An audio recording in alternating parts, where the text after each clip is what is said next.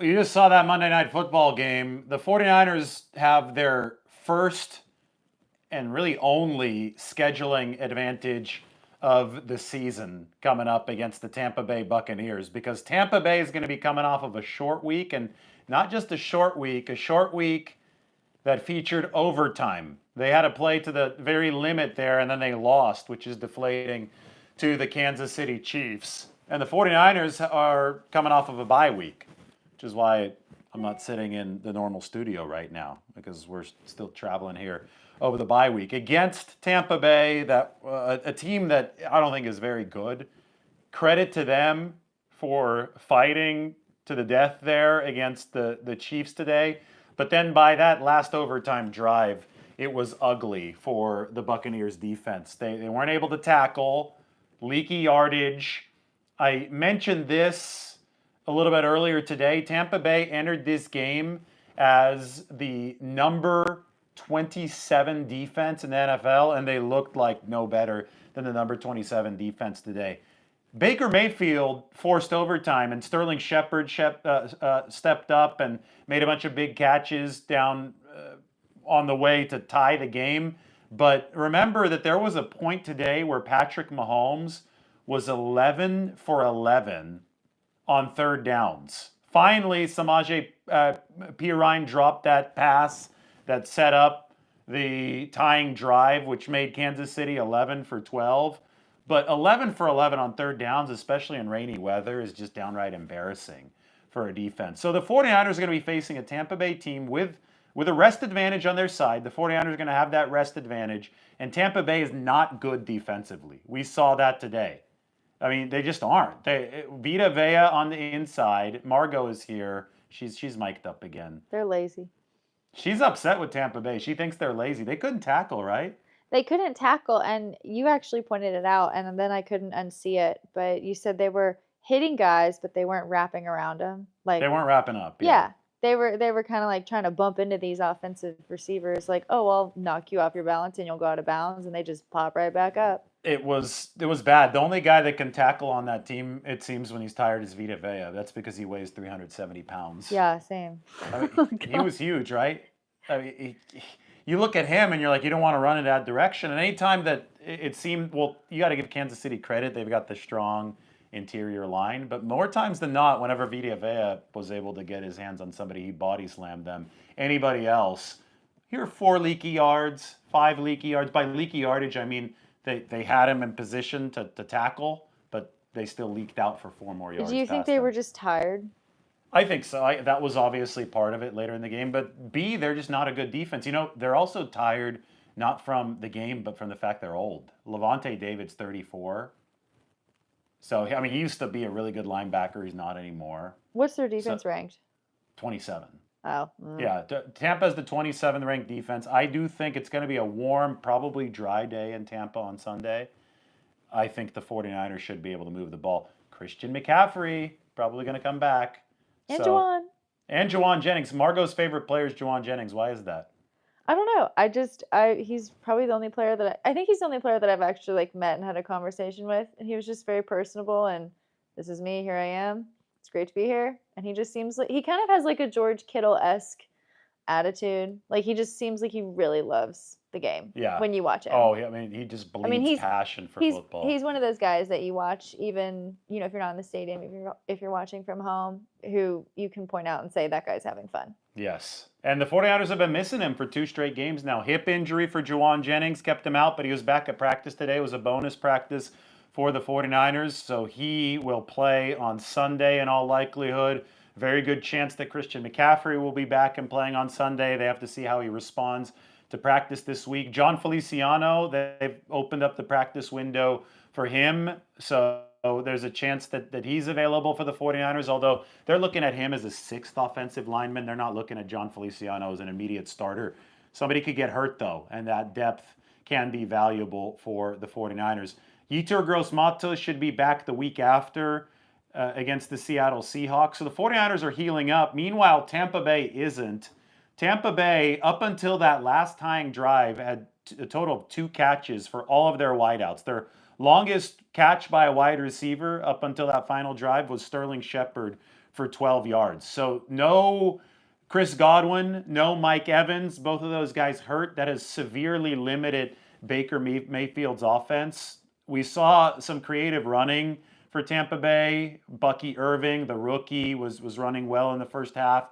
We saw some good calls, I thought, on the ground. They also have Rashad White. But that's only going to last for so long. You need production from your wideouts. We saw the Kansas City Chiefs acknowledge that when they traded for DeAndre Hopkins. They needed something from the wide receiver position. They don't win that game without DeAndre Hopkins today. But the other side, Tampa Bay, who plays the 49ers next week, no Evans, no Godwin, limited offense. I think Purdy's obviously better than Baker Mayfield, and the Tampa Bay defense isn't very good, as we saw today. In the rain, they could not stop that Kansas City offense from marching on the field. Margot thought there might have been some laziness involved. I think there was laziness, age, fatigue. There were some really weird calls. She wasn't happy about the calls. Who By was the upset about the officials. calls? How about, okay, how I mean, about I don't want to be one of those people that just like complains about it every time the Chiefs play, but there were just some really weird ones in the fourth quarter. Like there was that one call and they said, "Oh, like the previous play is under review," and the Sterling Shepard catch? Yeah, and it was like, what are you reviewing? That was ridiculous to me because finally it allowed the Chief, was it the Chiefs defense to rest? Yeah. It was, finally the Bucs were able to do something offensively. They moved the ball 20, 30 yards. Obvious catch to anybody with a set of eyes. They're like, okay, obvious catch for Sterling Shepard, both feet in bounds. Like I could tell on the live copy. Oh, let's stop play for 5 minutes so the Chiefs have a chance to rest. I do have a question. Yeah. So we were watching the Packers-Lions game yesterday, and the referees reversed a call. It was the targeting hit.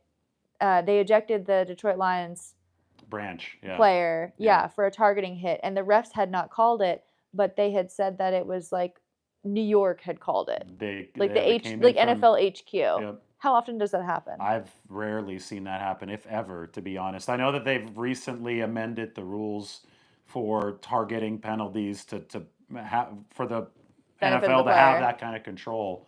And to me, that was wild because we saw the replay multiple times and it didn't look like this intentionally malicious play. And Detroit won the game, and they went out and killed the Packers yesterday, but that didn't seem right. That seemed like one of those calls where it's like, are they trying to keep this game close? You know, do the Packers need that assistance right now? Yeah. So, I mean, people have a lot of questions about this kind of stuff. It's definitely a delicate subject that it's, very hard to prove anything is being dictated one way, but when you start to pick up circumstantial evidence, people are going to talk. People are going to have questions like you. You're a casual viewer, and you're wondering about these calls. You've seen 2 of them. Well, here's the thing. In 2 days. It's week 9. I mean, it's week 9, and at this rate, it kind of seems like a trend or a bit of a pattern. There are some interesting patterns when the Chiefs play and looking at some of the referees' calls. I know I was just asking about the Lions-Packers call, but yeah. Anyway. Well, crazy stuff. Trade deadline, by the way, is tomorrow. It's at 4 p.m. Eastern, 1 p.m. Pacific. I'm making sure that I will be available to cover the trade deadline for you. So I decided to fly out later tomorrow, like at 7:50 here from the East Coast, from Washington, D.C., all the way back to San Francisco. Could have flown back earlier, but if I'm in the air while something happens, that wouldn't be good. So we'll be hanging out in the airport lounge, and we'll be talking whatever the 49ers might do. Now, they might not do anything. Like, everything is a possibility here.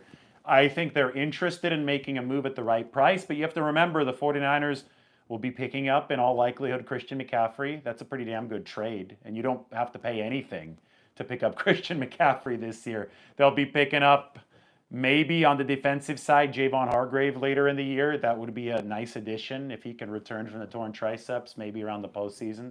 Talanoa Hufanga can add some safety depth. So, and Yetur Gross-Matos, I think, is as big of a return for the 49ers defense as there is, because he could play outside and inside. So if the 49ers find a way to improve their football team at the right cost by 1 o'clock Pacific tomorrow, maybe they do it. But I think that the chances of that are probably 50-50 at this point. I don't think they're a slam dunk probability in either direction. And I think that people should definitely file that under consideration if they expect the 49ers to make a move. It's all about depth because the NFL season is a battle of attrition. We saw that today. Mahomes went down briefly, and you start to think, okay, is he going to miss time for Kansas City? Is he going to miss a drive? Is he going to miss a game? Is he going to miss a month? And at that point, you start thinking, well, how is Kansas City going to stay afloat if Mahomes does miss time? How good is Carson Wentz going to be? They're winning a lot of close games, the Chiefs are. They're undefeated now. And, obviously Mahomes is a massive part of that because he's been able to deliver when it's absolutely mattered for the Chiefs. So for every team, a player is always a play away from potentially being done for the season, right? That this is a brutal, dangerous sport. You've got to have the depth to be able to weather the storm, the marathon of the regular season. And the Chiefs are no exception to that. The 49ers obviously are an embodiment of that. It's going to be so important that they fortify this depth either through what they already have in the building, returns from injuries, or through whatever they can find at the right price before tomorrow's trade deadline. Anyway, they're favored by 6.5 points against the Tampa Bay Buccaneers. I think what you just saw from Tampa Bay today, the 49ers are clearly better than that team. That is a shoddy defense. Levante David is 34. Vita Vea is still really good, but you've got to find a way to run away from him because he can just wreck the middle of the field. They no longer have the edge rushing prowess that they had when they beat the Chiefs in the Super Bowl. And they also had Tom Brady at quarterback. I think that was a big deal. But Shaq Barrett took over that game against Kansas City. That's shortly after we first met, Margot.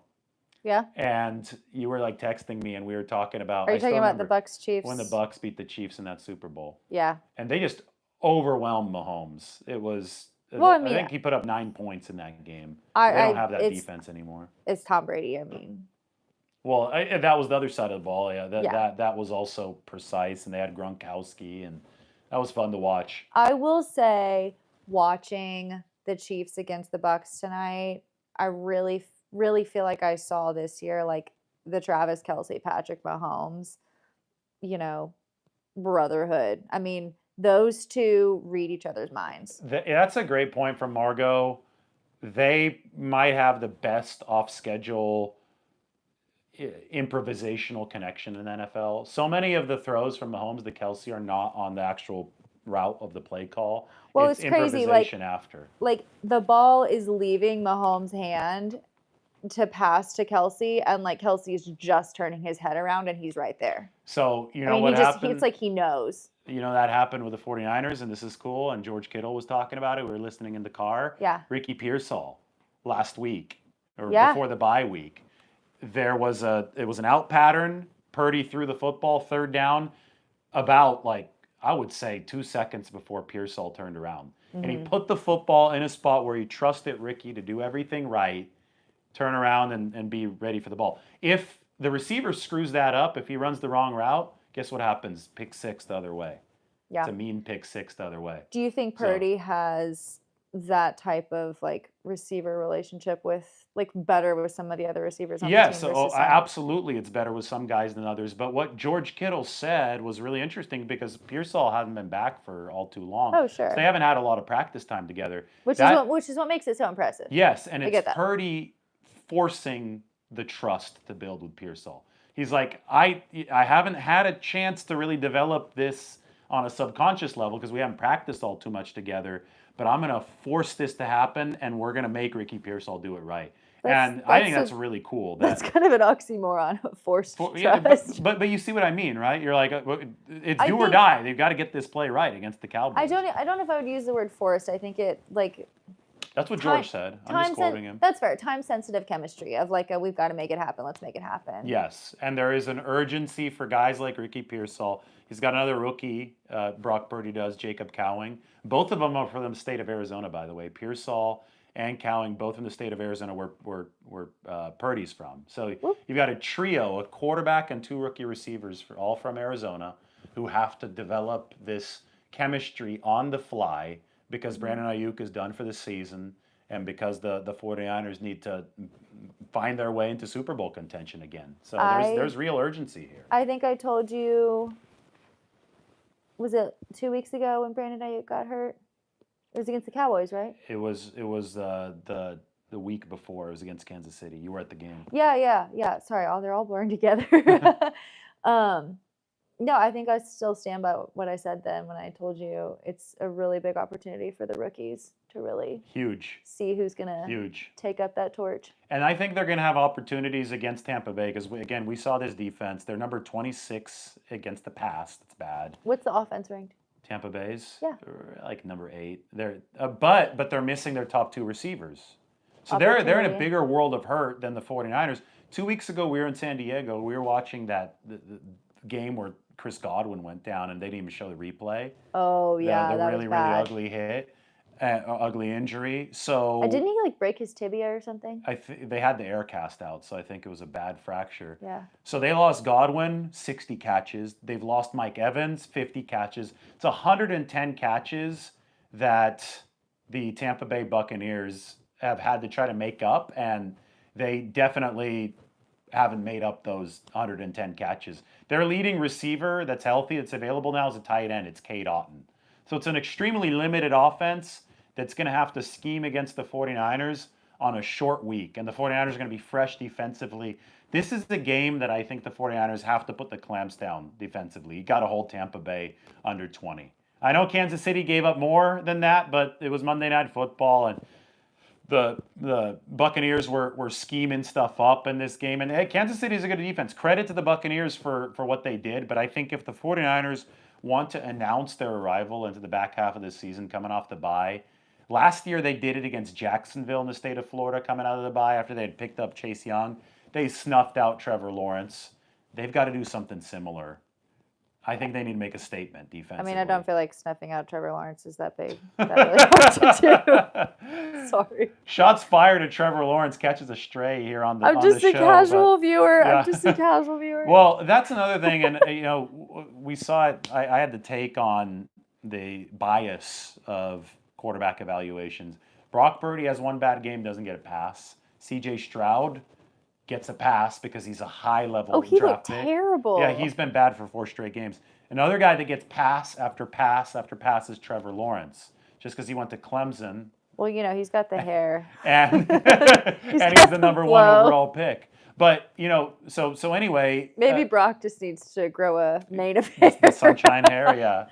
And then I think he had a mullet. Brock had a mullet in college. Oh, gosh. Iowa You State. should ask Jenna about that. Yeah. I'll find the picture for you. But that was the Iowa State haircut for Oh, no. Brock Purdy. Anyway, these other quarterbacks get pass after pass after pass, including Trevor Lawrence. Baker Mayfield, to a degree, did early in his career, but Brock Purdy doesn't for whatever reason. I digress. 49ers need to do defensively what they did to the Jags last year coming out of the bye against the Bucs. Maybe you don't have to hold it. I think they held Jacksonville to like 3 points in that game. So maybe not 3, but keep them in the teens. Then you're cooking. Then you're cooking with gas as the 49ers defense. Other side of the ball, though, what we saw Kansas City do, they just methodically move the ball down the field today against Tampa Bay. And we saw that aging defense. Baker Mayfield threw more than Mahomes threw there in that fourth quarter. That's happening a lot this year with Mahomes. They're relying on their run game. They're relying on their defense. But nobody will ever say that Mahomes is just managing the game because it's Mahomes. But that's how they're playing. That's how the Chiefs have been playing this year. Again, as a casual fan and viewer, not a casual 49ers fan and casual football viewer, I don't feel like the Chiefs are very flashy this year. Like last year, I remember watching them play occasionally, and it was just like razzle dazzle. It's been that, yeah, over several years. So entertaining to watch. Mm-hmm. But the past few weeks, you watch them kind of like squeak out these wins, and it's not always pretty. They have good plays. They have a good team, but like it's just not. Yeah, they're not overpowering people. It's not as aesthetic as it was. Yeah, they're winning gritty, which is impressive in its own right, and it's something that the 49ers are going to have to get better at, and they did get better at over the course of last year. Each team kind of evolves and develops as the season goes by. Christian McCaffrey is going to help the 49ers win in the grittier ways because he's so good at everything. Move like water. Yeah, move like water. The whole Bruce Lee thing. He does that so well. And it looked like he was moving well back at practice today. So that's nice for the 49ers. But the Chiefs are winning gritty. They're not as explosive as the past. I just wish people would call a spade a spade. And when they, denigrated Brock Purdy or Jimmy Garoppolo for being a game manager for, having a good run game and throwing short, Patrick Mahomes is doing the same thing, and he's managing the game. It's not a bad thing to manage the game, but that's what the Chiefs are doing right now. They're winning in very They're just getting unelectric it done. ways. They're getting it done. And DeAndre Hopkins helped them today. That adds some explosiveness to Flair. the offense, some flair to the offense. Je ne sais quoi. Did you just speak French? It's no. We just had French added to the show. This is awesome. We're adding languages to the Lombardi Lounge. Anyway, 49ers Bucs first look, 6.5-point favorites for San Francisco. If you guys have any questions, drop them in here. We'll go for a few more minutes, then we're going to call it a night. It's been an interesting day. 49ers return Christian McCaffrey to practice. Jawan Jennings back out there for San Francisco. Also, John Feliciano has had his practice window open for the 49ers. So they're getting healthier as this season progresses. And now they have a chance as a fresh team coming out of the bye week to move past 4-4, finally string together some wins. The 49ers have yet to win consecutive games this season, which is remarkable to me. We're already in November and they've yet to win consecutive games, but that's been one of the reasons why they haven't been able to find their mojo yet. You build energy, you build momentum with wins, and the 49ers have not been able to stack those wins yet, so that's what they're going to be trying to do when they enter Tampa Bay this weekend. A lot of fans upset about the refs, Margot. Why doesn't the NFL address the refs? The Chiefs are a joke. That's from Aldo. Okay, so given that this is going to set Margot off. It's not going to set me off. I'm just like, if everyone else also thinks that the refs are kind of being biased, then I'm going to kind of go to my next level. Here's what I wonder. This is where conspiracy theories start. Will we get to a Deflategate-esque type of scandal in 2027 with the Chiefs? Kansas City Chiefs? Where, Fighting words. I don't know. We'll let the... I mean, I'm kind of like the little shrug girl emoji right now. Like, I don't know. I mean, well, you're just throwing that energy out there. I'm just throwing it out into the universe. Feeding the wolves in the comment section. I'm not feeding any wolves. So the comment section, there's a question, and this person obviously hasn't been watching that long. Who is Margot? Because they don't see you right now. So who is Margot? I'm Lombardi herself. That's Lombardi herself. I am your wonderful wife. She's my wonderful wife, yeah. We just watched the game. We're out here in Middleburg, Virginia. We've been watching football and talking football, and it's late. Is it midnight at this point? It is 6 minutes until midnight. Yeah, so we'll be wrapped up by midnight. Couple more questions, and then we will pack it up here before I got to fly back. I didn't mean to be so complimentary of myself. I enjoy being your wife. It is a wonderful being your wife. Somebody has said Lady Lombardi in the comments. Ooh, I like that. Very nice. All right, now everybody's saying congratulations for being married. Yeah. So good job. She's the brains behind the great David Lombardi. Hey, a year and a half of marriage. He hasn't gotten rid of me yet. It's because I'm so friendly. You're learning quickly in the NFL game. I mean, you're a big college football fan. Well, I went to Auburn. I mean, when you go to an SEC school, like you're kind of. SEC. It needs more. I mean, not when you let everybody else in, and the NIL has ruined college football. But that's a whole nother rant for another day.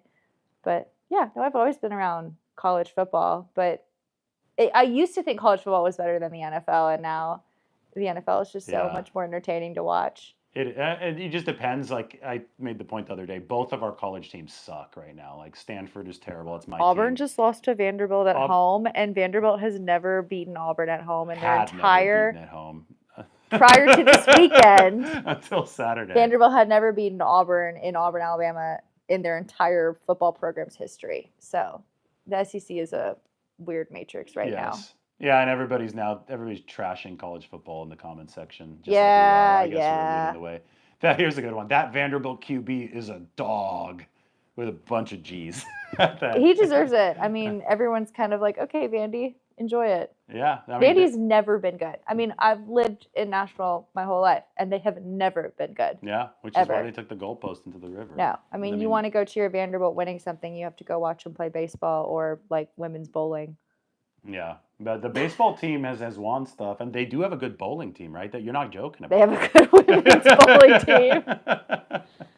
Oh, that's epic. All right, guys. If you have one more good question, I'll answer it. But I just see people saying that college football It's pretty sad. good. Hey, they're asking what day am I going to be in Tampa? Will there be a Lombardi meetup? Yeah, I think I'm just going to make the meetup part of the 49ers Empire Tampa Bay chapter meetup. It's going to be at 8 o'clock. That's Eastern time, Tampa time, on Saturday. Hold on, I'll find the details. We're finding the details right now. I'll be at that event. I think it's just an easier way to streamline things. Well, and connect with like Niners fans in Tampa too, like people who live there versus just traveling fans. Yes. So that's going to be this weekend in Tampa. I heard it's going to be 59% 49ers fans is the prediction from Vivid Seats, which is remarkable for a game played on the East Coast. Margot's going to be at the next two road games. Woo! And she might be easy to spot. That's my only hint for the game at Green Bay, if those of you are going. But we can't give any more hints. So the meetup on Saturday, it's the Niner Empire Tampa chapter, and it's 8 p.m. on Saturday, 11/9 at Gaspar's Grotto. Gaspar's Grotto. So it's I believe you pronounce it Ybor City, Ybor. That's a part of Tampa. That it's not far from downtown. So Gaspar's Grotto, like Gasparilla, right? Like the Yes, but I gotta learn a little bit more about the Tampa Bay pirate culture. The Tampa Bay Buccaneers. Gasparilla. I mean, it's Florida. No, but Tampa specifically has the big pirate festival, right? Like that. I gotta learn about that, and we'll talk about it in a video. The pirate festival. The pirate culture. It's called Gasparilla. Have you look it up? Oh no, I know you've heard it's of it. Okay, good. Gasparilla. Yeah, it's Yabor. Somebody said. No, I don't think it's Yabor.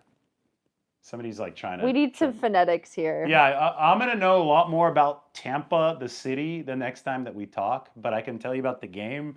49ers are favored heading into Tampa. Tampa's going to be on short rest. 49ers are going to be coming off a bye. I could see why the 49ers are heavily favored. Their job is to hold serve with that betting line, right? That their job is to go out there and win this game by a couple possessions, and we'll see if they can do it. So everybody, thank you for watching. Thank you to Margot, another voice cameo on this show. Maybe if you guys are lucky, you'll get to see Margot. Hey, makes for a good podcast. It does, and that's what we're working on. The Lombardi Lounge podcast is what you can go check out. It is up on Apple Podcasts, Spotify, wherever you might check out your podcasts. But everybody, thanks for watching. We will talk to you very soon.